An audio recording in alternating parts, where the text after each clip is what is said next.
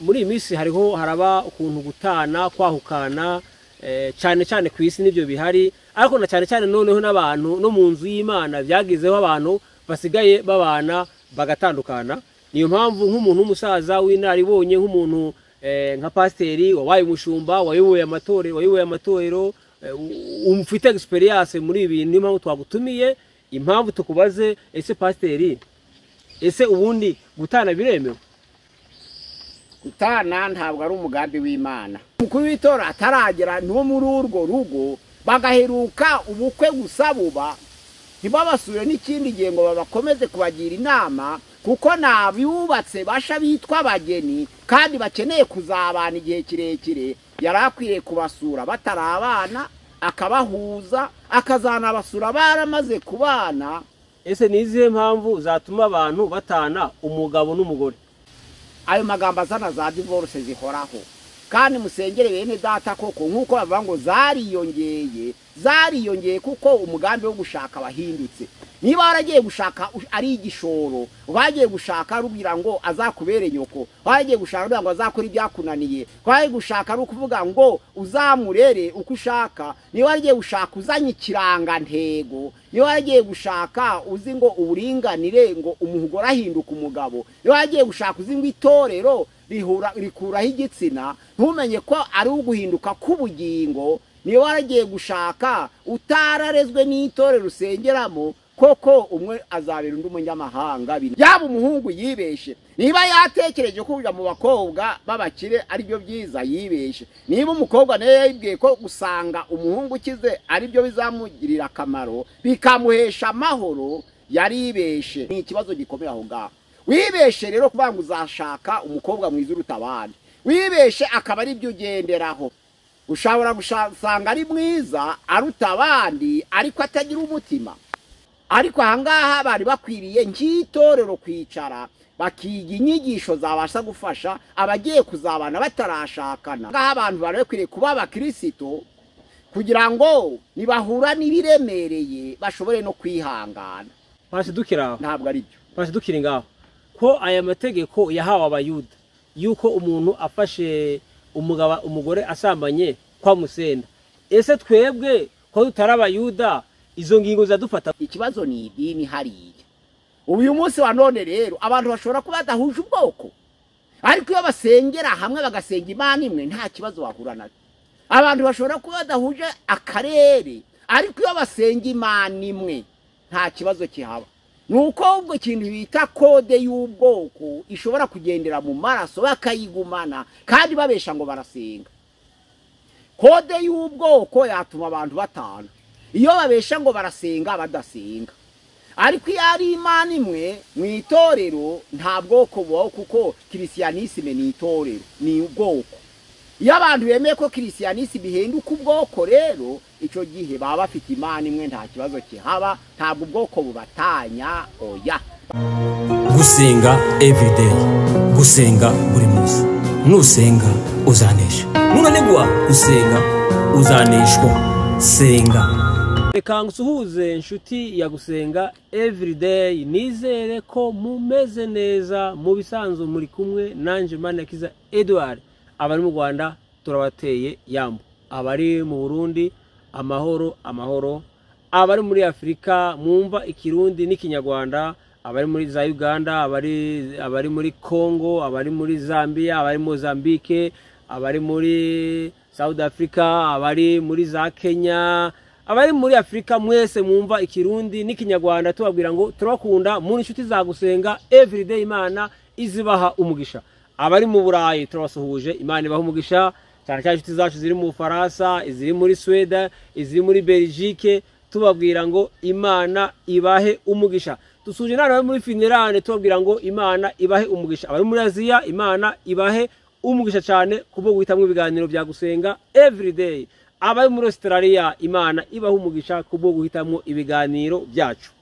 By'umwihariko reka dushimire umuntu uzubana natwe buri kiganiro, tukubwira ngo Imana iguhe umugisha. Reka dushimire umuntu uzufata ibiganiro byacu akabihereza inshuti ye, tukubwira ngo nawe Imana iguhe umugisha. Reka dushimire umuntu yakanze subscribe. Ushobora no kuba nawe ari ubwa mbere ugeze kuri channel ya Gusenga everyday. ni gusenga buri munsi. Nawe ukande subscribe kugira ngo uzaze ubone ibiganiro byacu bitakugoye. Kuri gusenga everyday ni channel ubonaho inyigisho z'ijambo ry'Imana utabona handi. Kuri gusenga everyday hari igitabo cy'ibyahishuwe Yohana, ukeneye ukimenya wazasura icyane gusenga everyday. Ukeneye kumenya inyigisho za dogitine, inyigisho shingiro wazireba kuri gusenga everyday. Cyo bavuga inyigisho shingiro ni inyigisho 10. Ukeneye kumenya inzozi wasura ibiganiro bya gusenga everyday. Ukeneye izindi nyigisho zitandukanye zabashakanye, zabasore niki wazisanga kuri gusenga everyday. Nkuko rero mubona kuri kamera ya gusenga everyday turi kumwe na Dogiteri Pasiteri Mpazibirego. Uraho Dogiteri? Shalom shalom.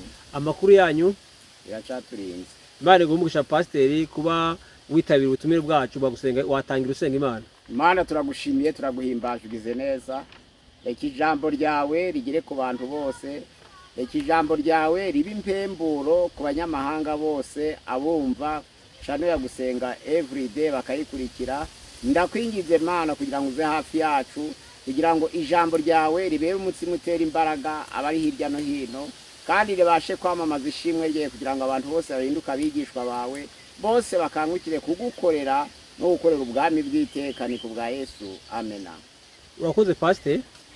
Impamvu uyu munsi twagutumiye Pasiteri, twagutumiye muri iyi minsi haraba ukuntu gutana kwahukana cyane cyane ku isi nibyo bihari, ariko na cyane cyane noneho n'abantu no mu nzu y'Imana byagizeho abantu basigaye babana bagatandukana. Niyo mpamvu nk'umuntu w'umusaza w'inaribonye, nk'umuntu nka Pasiteri wabaye umushumba, wayoboye amatorero, umufite experience muri ibi. Niyo mpamvu twagutumiye.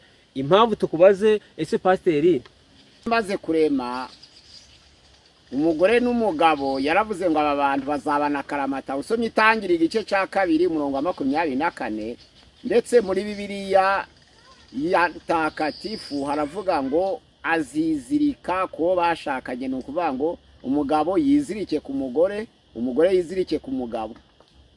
Ariko gutana ni ingaruka y'icyaha. Ntabwo twavuga ngo gutana bye kubaho nkuko tutavuga ngo kurwara bye kubaho. Ntabwo Imana yaremeye abantu kurwara, ntabwo Imana yaremeye abantu gusonza, ntabwo Imana yaremeye abantu gupfa, nta nubwo Imana yaremeye abantu gutana. Ahubwo izo ni ingaruka z'icyaha. Igomba kubaho koko ntitwabikuraho, ariko ntabwo ariyo gahunda y'Imana, si byo Imana yashakaga. Ahangaha rero ntabwo byemewe, ntabwo byari muri gahunda y'Imana, ariko icyaha, ingaruka y'icyaha yaje kuzana ibidakwiye. Nizo mpamvu na Yesu Kristo avuga ngo ubukene buzahoraho. Ntabwo tuzakuraho indwara, ntabwo tuzakuraho ubukene, ntabwo tuzakuraho urupfu, ntabwo tuzakuraho intambara, no gutanana ngo ntitwabikuraho, ariko si ibyifuzwa. Umugambi w'Imana kwari ukubana karamata.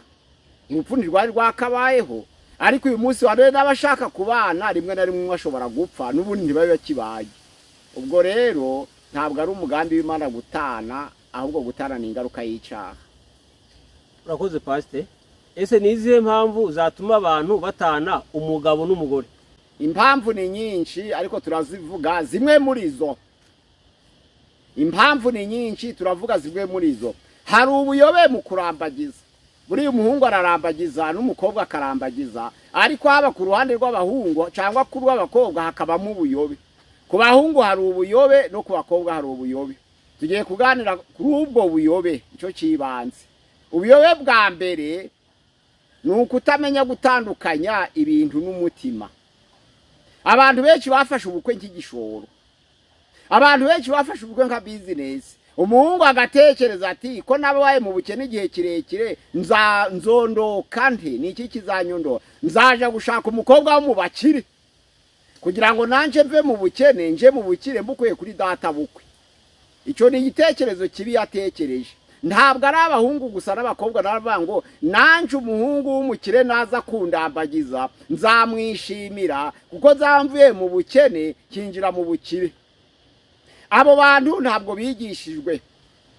Abakire benshi ba kera babaye abakene, n'abakene benshi ba kera babaye abakire. Umuntu yashobora kuva mu bukene akaja mu bukire, cyangwa akava mu bukene akavaja mu bukire, undi akava mu bukire akaja mu bukene. Ibyo byose birashoboka. Abandi akire benshi barakenye, abari abakene benshi barakize. Kwibwira ko nurongora umukobwa uvuye mu bakire uzakira ntabwo ari byo, no kwiringira ko nusanga umuhungu uva mu bakire uzakira ntabwo ari byo. Igishoro Imana yateguye gikomeye nuko yaguha ubuzima, kuko mu maboko y'abantu niho harimo byinshi.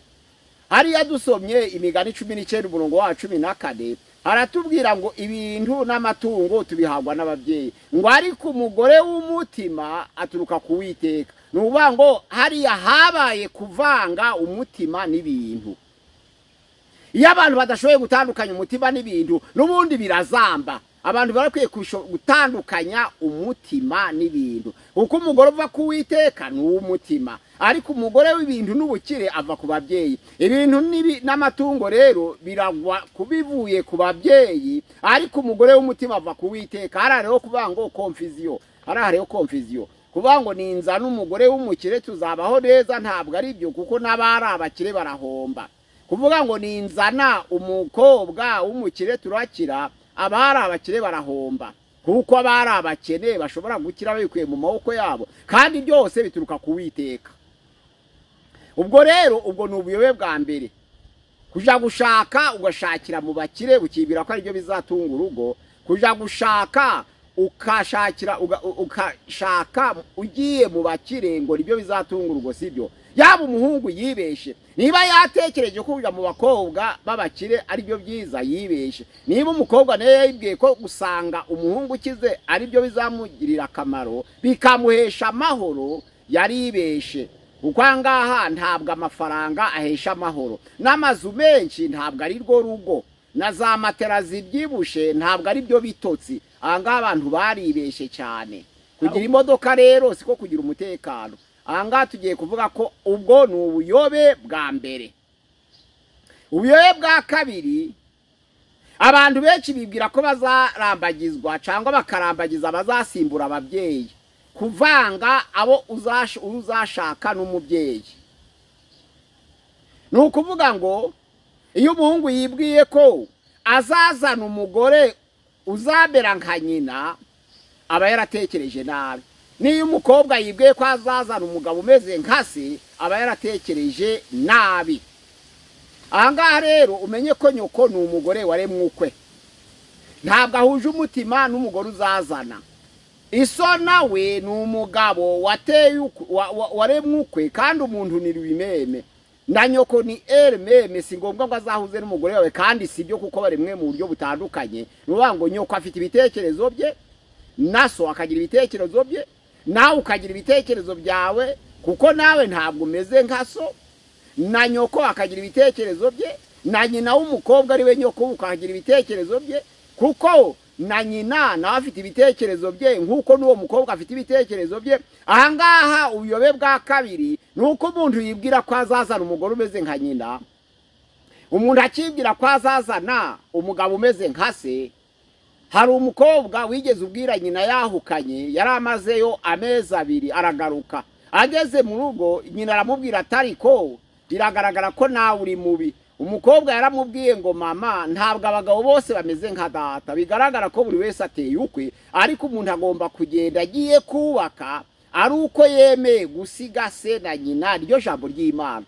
Umuntu uzasiga se nubwo se yaba ari mwiza ariko uzamusiga, nubwo nyoko yaba ari mwiza ariko uzamusiga. Icyo gihe numara kumusiga uzasanga undi muntu utameze nka so cyangwa utameze nka nyoko. Ubwo ni ubuyobe bukomeye cyane, ntabwo umuntu ameze nk'undi. Ririya jambo ryanditswe mu Itangiriro igice cya 2:24, umuntu azasiga, abantu bagomba kubizirikana cyane. Hari ubuyobe bwa gatatu, gutekereza ko umuhungu agiye gukora icananiye umukobwa, cyangwa umukobwa agiye gukora icananiye umuhungu. Abantu benshi bakavuga ngo hari ibyananiye, nzabishobozwa nuko nzazana uwo tuzabana. Ntabwo umugore azagushoboza gukora ibyakunaniye. Ibyakunaniye wagombye kwiga kubikora uri kumwe n'ababyeyi bawe, kuko ababyeyi bawe bakureze nibo bagutoje kubaho.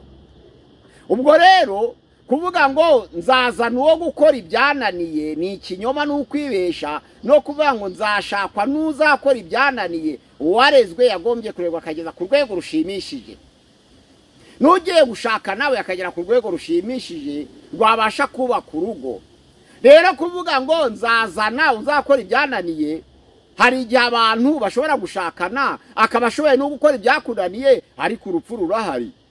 Itangiriro 3:19 ntabwo twahibagiza ku ijambo ry'Imana riravuga ngo ribwira umugabo ngo gututubikanaho mu maso yawe niho azaguhesha umutsima kandi uzarinda usubira mu butaka. Nuvuga ngo gututubikanaho umugabo ni isezerano. Hariya noneho rero ngo nzagwiza kuri 16 Itangiriro 3 umubabaro mu ibyara ryawe kandi kwifuza kwawe kuzaherera ku mugabo wawe nawe azagutwara. Hariya ijambo ribwira umugabo ngo gututubikanaho mu maso yawe niko kuzaguhesha umutsima uzarinda usubira mu butaka.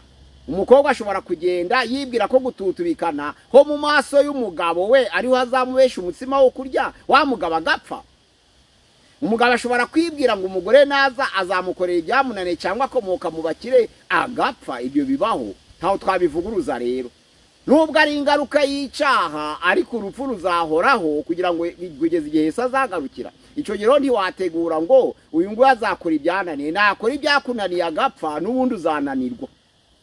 Kuko hari ubeshejweho n'imirimo y'amaboko ye, ariyo wahanze amaso ntiwahanga amaso Uwiteka, ahubwo aba ariyo uhanga amaso birakuyobera namara gupfa. Kuko urupfu rurahari, ntabwo indwara zizavaho, ntabwo gusonza kuzavaho, ntabwo urupfu ruzavaho, ntabwo intambara zizavaho. Uje ugenda gushaka umugore uzi ko ibyo bizahoraho, kandi uje usanga umugabo uzi ko ibyo bizahoraho, kandi uje umenya ko nta mahoro yuzuye twabona kuri iyi si. Aba ari ay'ibinyoma, aba ari ay'igihe gito. Iyo ahawe uri ku isi ni ay'ikinyoma, ni ay'igihe gito, arashira. Kuko Yesu Kristo niwe utanga amahoro. Niwe wavuze ngo mbasigiye amahoro kandi sinyatanga nk'abisi. Abisi batanga amahoro igihe gito, ariko Yesu Kristo yatanze amahoro, niyo mahoro aboneka. Nubwo umugabo yapfa amahoro yagahoraho. Ku ijambo ry'Imana ryanditswe mu Baroma gice cya 8 umurongo waho wa 31 kugeza 33 aravuga ngo ni iki cyadutandukanya n'urukundo rw'Imana. Kugera kuri 38 hari amagambo maremare havuga ngo nta cyadutandukanya n'urukundo rw'Imana, nubwo byaba makuba, nubwo byaba intambara, nubwo byaba kurenganywa. Hari aravuga ngo menye neza ko n'urupfu rutandukanya n'urukundo rw'Imana. Abantu baratandukana, ariko iyo wemeye Imana ntabwo utandukana nayo. Imana niyo ubana nayo akaramata kugeza igihe Yesu azagarukira. Naho abashakanye ntibapfira rimwe, yewe n'abagonzwe n'imodoka ntibavira mu mwuka rimwe, yewe n'abarashwa amasasu ntibavira mu mwuka rimwe. Nizo mpamvu umuntu wese byanze bikunze agomba gupfakara. Nubwo mwagongerwa n'imodoka rimwe mugakorera impanuka rimwe, ntabwo muvira mu mwuka rimwe. Hari ubanza kubahagaye gato, yaba iminota yaba amasegonde, ariko nta bantu bapfira rimwe. Ubwo rero ugomba kwitegura ko ikibana n'umuntu akaramata ku ingaruka y'icyaha n'umuntu n'Imana. Naho abantu babaho igihe gito, umwe agapfa undi agasiga undi, cyangwa bombi bagapfa, niko byagenwe. Ni ingaruka y'icyaha, ariko Imana niyo muzabana akaramata. Ubuyobe bwa kane nuko abantu benshi bibwira ko uwo muzashakana ari umwana ukwiye kurerwa. Ntabwo uwo mushakana ari umwana urerwa. Yarezwe n'ababyeyi bamugeza ku rugero rushitse, ashaka agiye kubaka urwe, ntabwo agiye kongera kurerwa nk'umwana w'uruhinja. Icyatumye bemeye kumurekura nuko yarakuze, nizo mpamvu bemeye kumurekura. Igituma abagabo bemerera umuhungu ngo shaka nuko bamaze kumenya ko akuze ashobora wenyine kwiyubakira urugo. Ahangaha rero ubuye bwo kuvuga ngo umugore n'umwana urerwa, nzamugira uko nshaka, nzamuyobora uko nshaka, nzamutunganya uko nshaka, ntabwo byashoboka. Umugabo nawe ntabwo umugore yakwibwira ngo nzamugira uko nshaka, nzamutunganya uko nshaka. Oya, ntabwo ari byo. Ahangaha rero ni ubuyobe bukomeye cyane bwabaye no mu Itangiriro igice cya 6 umurongo waho wa mbere kugeza ku murongo wa 5, aho ijambo ry'Imana ritubwira ngo abantu bamaze kugwira babyara abakobwa. Ari ijambo ry'Imana kuvuga ngo babyara abakobwa suko batabyaraga abahungu, nuko ariyo nzira Satani yari yateguye yo kunyuriramo kugira ngo agushe umuryango. Babyara abakobwa. Ijambo ry'Imana riravuga ngo abana b'Imana bitegereza abakobwa b'abantu batoranya mwabo barongora. Ariko ijambo ry'Imana riravuga ngo kwibwira kwabo imitima yabo itekereza kuba kubiteka ryose, uwiteka yicuza impamvu yaremye umwana w'umuntu ni ukuvuga ngo agira ikintu cyitwa regere kuko uko Imana yashakaga ko abana b'abantu baba ntabwo ariko babaye. Urubyaro rwa Seti rumaze kwishora mu rubyaro rwa Kayini babyara abantu bari barebare bari banini.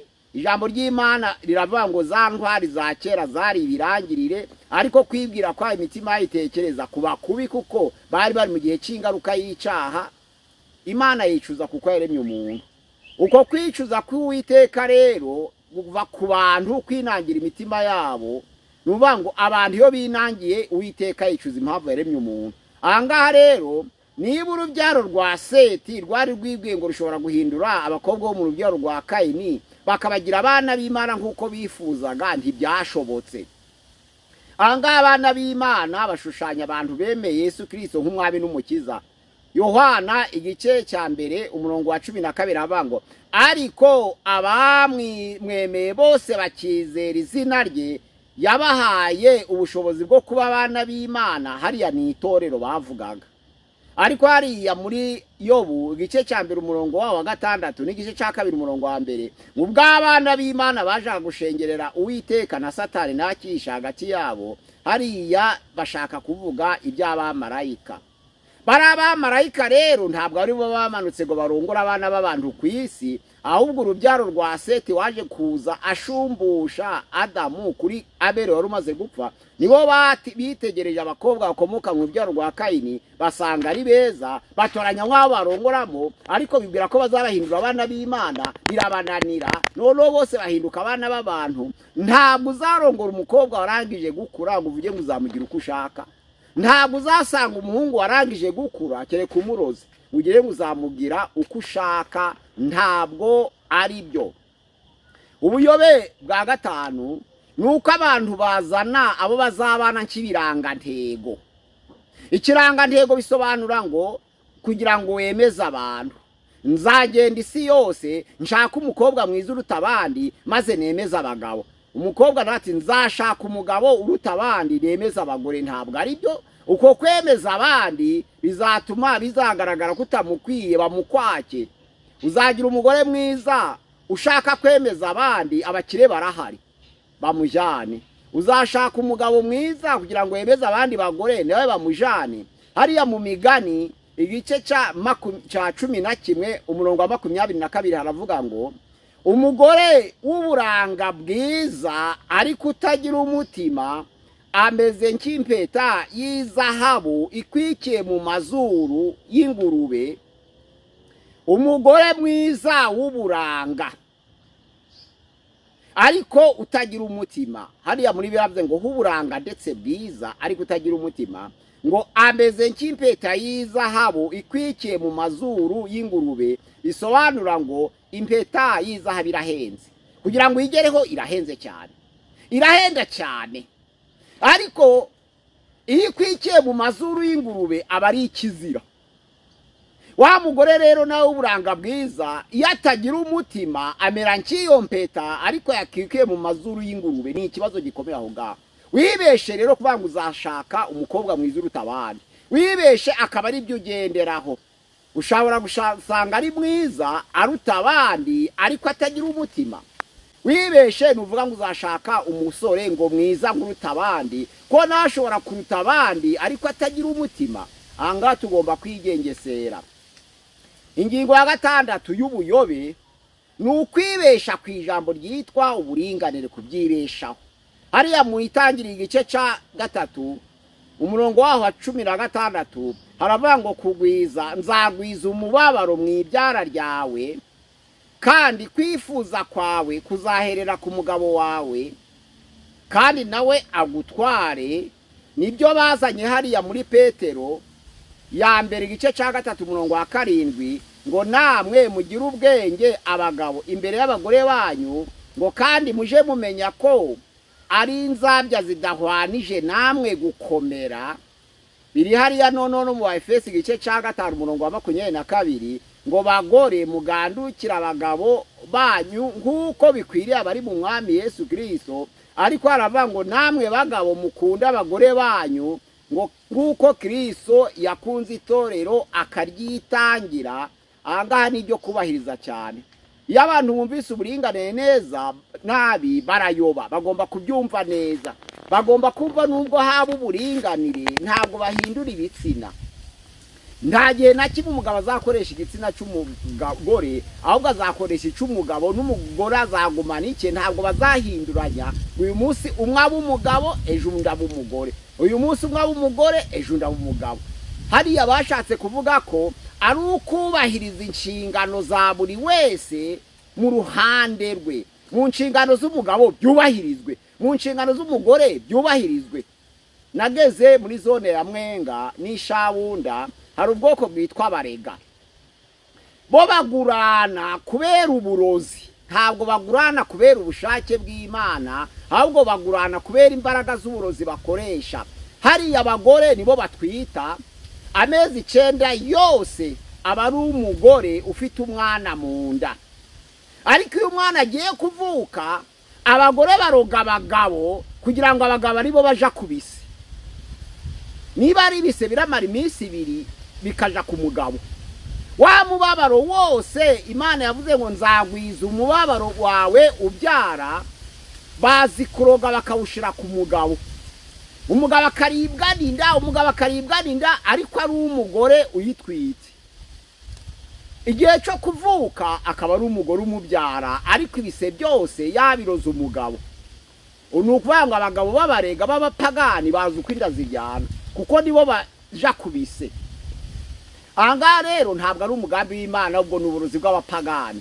Ntabwo twakumva ko rero niba inshingano y'umugore ari ukubyara, n'umugabo arabyara kuko atera inda, ariko ibise ni iby'umugore. Ntabwo tuzagurana ngo umugabo agire ibise, ibyo biza kubw'uburozi.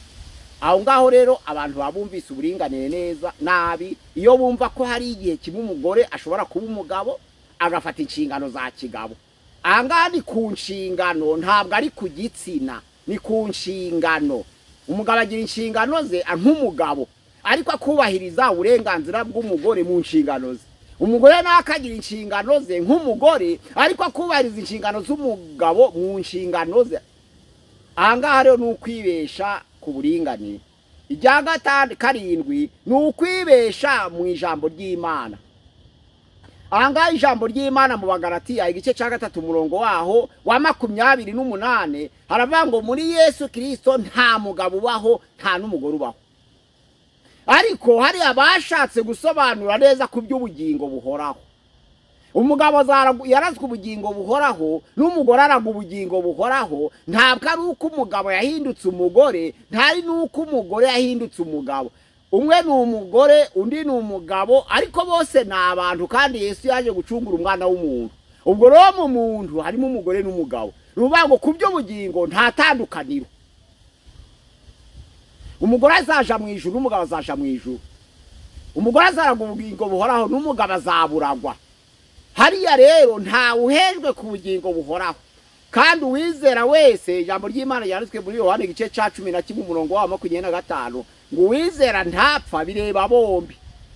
Kandi umuntu wese ukiriho unyizera ntazapfa iteka ryose. Yesu yabwiraga umugore n'umugabo. Nuvuga ngo kuko bose bazaraganwa ubugingo buhoraho, nuvuga ngo barangana. Nicyo bashaka kuvuga. Ntabwo bashaka ngo nta mugabo ubaho. Ntabwo bashaka kuvuga ngo rimwe hari ukwezi bazasimburana, umwe ahinduka umugabo, undi ahinduka umugore ku ishusho ya, ariko ku by'ubugingo uko Imana ireba umutima w'umuntu barahwaye. Noneho rero indi ngaruka ya 8 ihari ikomeye, aba itorero rifite ikibazo cyo kwirengagiza inyigisho zubaka. Mu gitabo cya Etike ku gice cy'umuryango urugo ruhire, ku paje ya 110 haravuga ngo itorero ryari rikwiriye kwita ku nyigisho zibanziriza ubukwe.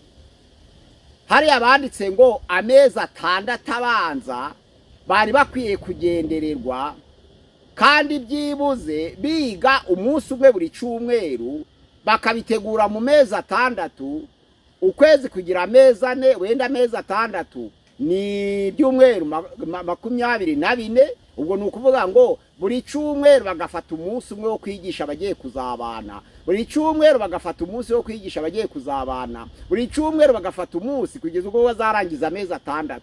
ya mezi 6 yakuzura muri etike sociale bakaba babagejeje ku rugero rushitse rwabasha gutuma babana. ahangaha amezi 6 niyo yatanzwe, ariko ugafata umunsi umwe mu cyumweru, mu byumweru noneho 4 by'ukwezi ugafata iminsi 4, ibyumweru 4 by'ukwezi ugafata iminsi 4, ibyumweru 4 by'ukwezi kwezi uragira amezi 6. urumva iyo minsi 24 ntabwo ari myinshi, ariko irahagije kugira ngo ugire icyo ubwira abagiye kuzabana. Abapasiteri benshi, amatorero menshi basezeranya nabo batavuganye, nta munsi n'umwe yigeze yirigwana nabo akavuga ngo mbe ko bakuze. oya, nta ukura mu by'urushako. itorero ryakwiye gushaka inyigisho rikabishira no muri broshire n'akagatabo bakakabika, bakaja bakagenderaho igihe cyo guforma abagiye kuzabana. itorero rigatwara umwanya muremure wo kugira inama. muri ya mezi 6 yo kugirwa inama nibwo itorero rimumenya neza, nibwo itorero ribamenya neza, nibwo umugabo amenya umugore neza, nibwo n'umukobwa amenya umuhungu neza, mu bibazo bababaza, mu bisubizo batanga, nibwo barushaho kumenyana. kuko iyo abantu bari kwigana bamenyana kurushaho. rimwe na rimwe abantu bahura iyo umwe agiye gusura mugenzi we, undi agiye gusura mugenzi we.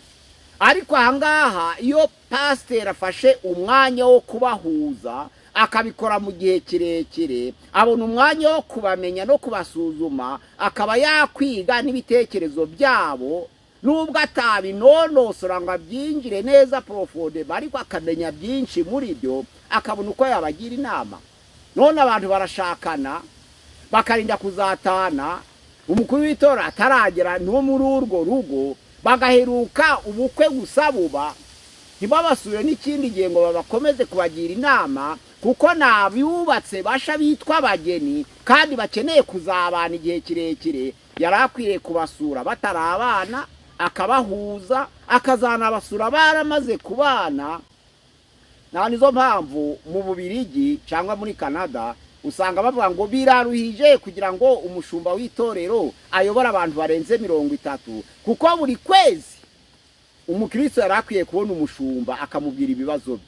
ariko hari aho umuntu arwara amezi 3 akarinda gupfa, umushumba akamugeraho agiye gushingura gusa atarigeze amenya ko yarwaye. aha rero iki kibazo kigera no mu rushako. kuba abantu barashakanye ntubasure bakiri abageni, kuba abantu barashakanye ukaba utari warigeze ubahuza bakiri abasore ngo bigishe. ariko akenshi na kenshi hari haba utaveba, hari abadashobora nyine kubigisha kuko no batabihawe. ariko ahangaha bari bakwiriye nk'itorero kwicara bakiga inyigisho zabasha gufasha abagiye kuzabana batarashakana kugira ngo babashe no kumenyana. ahangaha rero nacyo kikaba ari kibazo gikomeye. ariko noneho ya 9, ahangaha abantu barakwiriye kuba abakristo kugira ngo nibahura n'ibiremereye bashobore no kwihangana. nta byiza bibaho nubwo abantu bashakana ushobora kwibwira ngo undi yashatse neza kukurusha, kuko ibibazo ahura nabyo utabifite. hari igihe ibibazo undi mugore afite muturanye utabifite ariko ntabivuge, cyangwa se ubana n'umugabo umugore yabamuteza ibibazo ntabivuge ukagira ngo nta bibazo afite. ariko abantu bose ku isi bari mu mubiri kuko babitse kamere muri bo, nubwo kubw'urukundo rwa Kristo abantu banesheje kamere kubw'imbaraga z'umwuka wera, ariko iracaryanye muri bo. nizo mpamvu icyo gihe rero ugomba kumenya ko ibibazo udafite undabifite, kandi kwihangana niko gutuma umuntu agera ku ntego. nk'uko ijambo ry'Imana muri Yakobo igice cya 1 umurongo wa 12 avuga ngo hahirwa uwihanganira ibimugerageza ko namara kwemerwa azahabwa ikamba ry'ubugingo. ahangaha rero umenye ko umugabo ntabwo avaho ibyiza gusa, umugore ntabwo avaho ibyiza gusa. hari ibibi n'ibyiza kubera kamere. yaba n'umugore hari ibibi n'ibyiza, n'umugabo hari ibibi n'ibyiza. ugomba kumenya ko ugomba kubyihanganira, kuko abantu ntabwo buzuye, ntabwo ari Imana. Imana yonyine ni itagira inenge, ariko abantu ubwabo bafite ikintu cyitwa kutuzura. bakaba mu kintu cyitwa imperfection, ni ukuvuga ngo bakifuza gukiranuka, ariko noneho muri kamere y'umuntu akaba arimo ibyateza ibibazo. Ibyo bibazo rero ugomba kwiga umuntu ukamenya kubyihanganira. Urakoze pastor. Ese koko ubusambanyi cyangwa gutizera byatanye abashakanye canke gukubita umugore canke ibindi biterwa n'abashakanye abaribo, biterwa n'urugero rw'imbabazi babitswemo, kuko ijambo ry'Imana ryanditswe muri Matayo 19:9 havuga ngo nta yindi mpamvu yemera ko umuntu ashaka undi uretse ko keretse amufashe mu busambanyi. Bavuze ko impamvu yo kuroga idatanya abantu, bavuze ko impamvu yo kwiba idatanya abantu, bavuze ko impamvu yo kwica idatanya abantu, ariko hari abavuga ngo impamvu yo gusambana kuko basikirizaga ku muryango w'Abayuda. Ahangaha rero ufite imbabazi abarutu waciriweho iteka ryo gusambana, kuko ntibibujije ko umugabo yamubabarira. Kubera iki? Kubera ririya teka baciriye ku bagore ntabwo berekanye munsi ko riciriwe ku bagabo. Ahangaha rero niba umugore afashwe mu busambanyi akaba yemerewe kwirukanwa nk'uko amategeko y'Abayuda ategeka, ese ko batashize munsi ko n'umugabo afashwe mu busambanyi umugore akwiriye kumusenda ngo babishire mu mategeko y'Abayuda? Ahangaha rero biragaragara ko imbabazi zihari uwo mugore yababarirwa, abantu bagakomezanya umuryango. Ariko zidahari, ibyo biri mu masezerano y'umuryango w'Abayuda ko niba afashwe, ariko niba ufashe uwo mwanzuro wo kwirukana umugore ngo kuko yasambanye, umenye ko nawe uwo wazana azakwirukana kuko nawe wasambanye. Aho ngaho niba byemewe kuri bombi, aho ngaho byaba ari byo. Ariko ko byahawe umuntu umwe, bashidukira ntabwo ari byo. Bashidukira ngaho ko aya mategeko yahawe Abayuda yuko umuntu afashe umugore asambanye kwa musenda.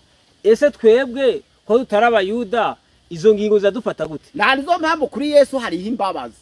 Bazanye umugore wasambanye bamugeza imbere ya Yesu, Yohana 8, baramubwira bati uyu no guterwa amabuye nico kituzaye. Ariko Yesu ntabwo ari kwashubije, kuko Yesu atasubije nk'Abayuda, ahubwo yarashubije ngo muri mwese mufite amabuye ninde utarakora icyaha. Ndetse Yesu ntiyavuga n'ubusambanyi kuko yaranze ko hari ibindi byaha, ariko imitima yabo irabarega bagenda umwe. Ijambo ry'Imana riravuga ngo ubwo yandikaga hasi yagiye kubura amaso asanga bose bagiye. Kubera iki? Bari baje gutera umugore wasambanye, ariko n'abamusambanyaga bari kumwe nawe. Kandi noneho Yesu kuko yarebaga byose yibazaga aho umugabo wasambanye nawe ari akamubura. Ahangaha kandi agatekereza ko bamwe muri bo bari bafite ishari kuko yahaye undi akaba yawenda yarabimye. Amashari arahari. Bagiye kumutera amabuye, Yesu aravuga atoya utari wakora icyaha aba ari uwa mbere. Habuze n'umwe mu bagabo bari baje gutera amabuye, habura n'umwe utagira icyaha, bose baragenda. Ahangaho tugomba kurikira ibyo Yesu yakoze. Wa mugore wasambanye twari dukwiriye kumubabarira.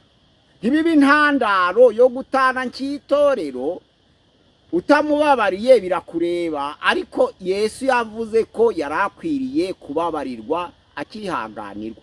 Niba wababarira umurozi, ukaba wababariye umwicanyi, ukaba wababariye umujura, kuki utashiramo no kubabarira umusambanyi ku bwa Yesu atari ku bw'Abayuda?